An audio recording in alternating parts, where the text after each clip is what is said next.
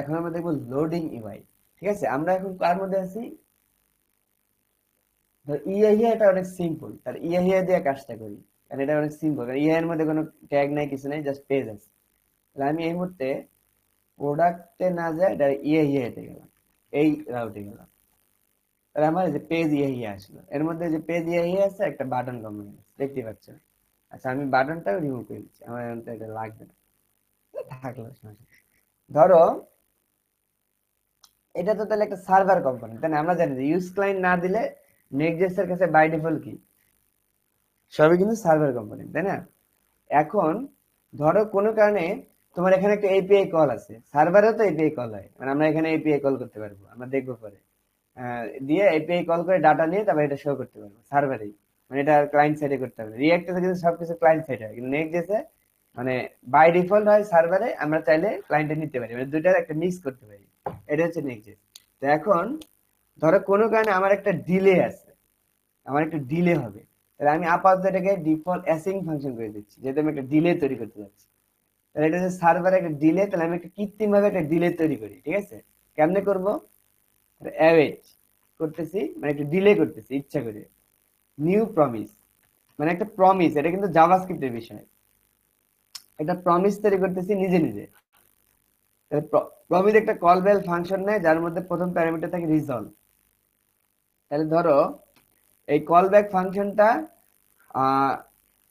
Set timer দিয়ে দিলাম, তার মানে ধরো একটা সময় পরে যে কি হবে, সেট টাইমার আমরা জানি আরেকটা কল ব্যাক নেয়, প্যাচ লাগার কিছু নেই, সব সেম। কল ব্যাক নেয়, ধরো এটা 5 সেকেন্ড সময় নেয়, তাহলে এই 5 সেকেন্ড পরে ধরো কি হয়, 5 সেকেন্ড সময় পরে আমার এটা রিজলভ হয় ধরো, তাহলে এটা রিজলভ হবে। মানে আমি নিজে নিজে একটা প্রমিস তৈরি করলাম, যেটা ইচ্ছা করে দেরি করতেছে, মানে এটা মানে আমি নিজে দেরি করলাম, ইন্টেনশনাল ডিলে ধরো এই। তাহলে এখন কি করলাম, বিষয়টা কি আমি বুঝাই দিচ্ছি। আমার একটা প্রমিস তৈরি করছি নতুন, যেহেতু প্রমিস আসতে লেট হয় আমরা জানি, এই জন্য অ্যাওয়েট দিচ্ছি। ঠিক আছে, প্রমিস একটা কল ব্যাক নেয় রিজলভ। ঠিক আছে, তাহলে রিজলভ নামে একটা কল ব্যাক, যখন তুমি চাও এটাকে রিজলভ করে দিতে পারবে যে কোনো মোমেন্টে।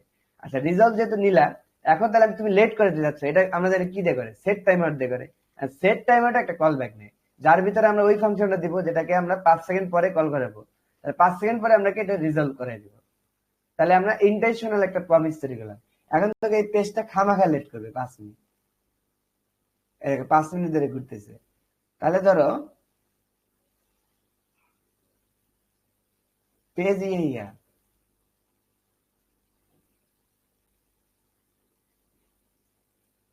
তাহলে 5 মিনিট ধরে কিন্তু এটা ঘুরলো খামাখা, তাই না? মানে কোন রকম কারণ ছাড়াই। এত পেজ না দিয়ে আমরা একটা কাজ করি, বাটন দরকার নেই, পেজ ইয়ে থাকে। হ্যাঁ,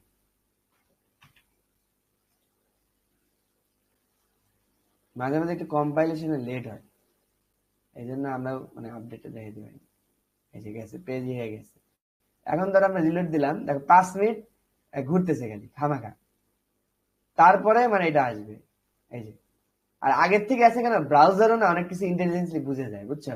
এটা আমি তার চেয়ে একটা কাজ বিল করি, ইয়ান রান বিল দিলে নেক্সট যে একটা বিল্ড হবে, মানে একটা ফাইনাল আউটপুট দিবে আর কি।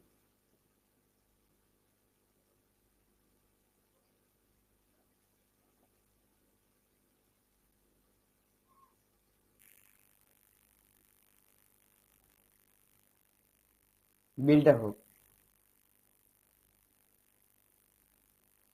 ফাইনাল বিল দিলে আমরা তখন ইয়ান রান ডেভ না দিলে হবে, আমরা ইয়ান স্টার্ট দিলে হবে, মানে তখন একটা প্রোডাকশন মোডে আছে। কোথায় বলি না,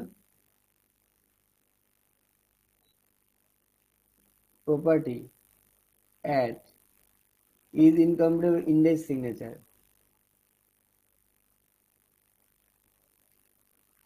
ওই যে ইয়ে আছে তো তোমার, মানে আমরা তো টাইপ স্ক্রিপ্ট ইউজ করছি, তার মানে তোমাকে টাইপ স্ক্রিপ্ট গুলো মেনটেন করতে হবে, মানে কোথাও যদি কোনো ভুল হয় তাহলে ওটা কম্পাইল হবে না, বুঝতে পারছো? এটা মেইন। অ্যাড জানি কোথায় ছিল, অ্যাড জানি কোথায় দেখছিলাম, খুঁজে বের করতে হবে।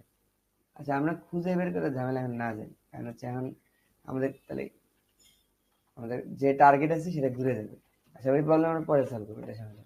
আচ্ছা, 3001, তাহলে এই লিঙ্কটা আমি আরেক জায়গায় কপি করে নিয়ে যাই, যেখানে এই ইআই পেজটা নাই। এই দেখো 5 সেকেন্ড ঘুরবে খামাখা, তারপর আসতেছে।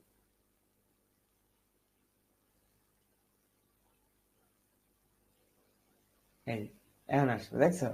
তাহলে এইখানে এই মাঝের সময়টা তাহলে কি করতে পারো, তুমি একটা লোডিং ইউআই দিবা।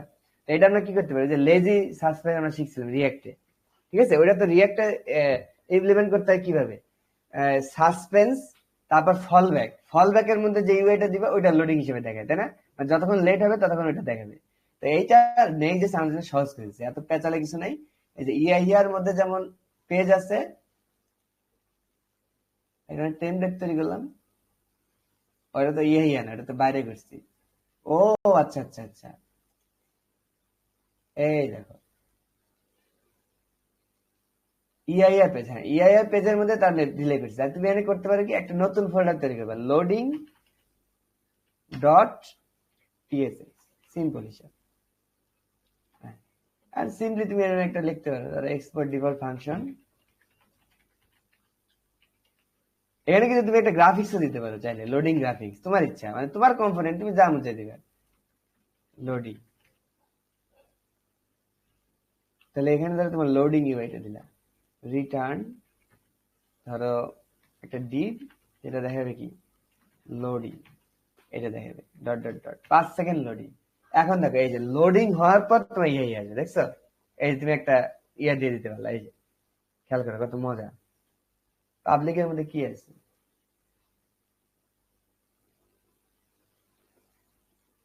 ভার্সেল, ধরো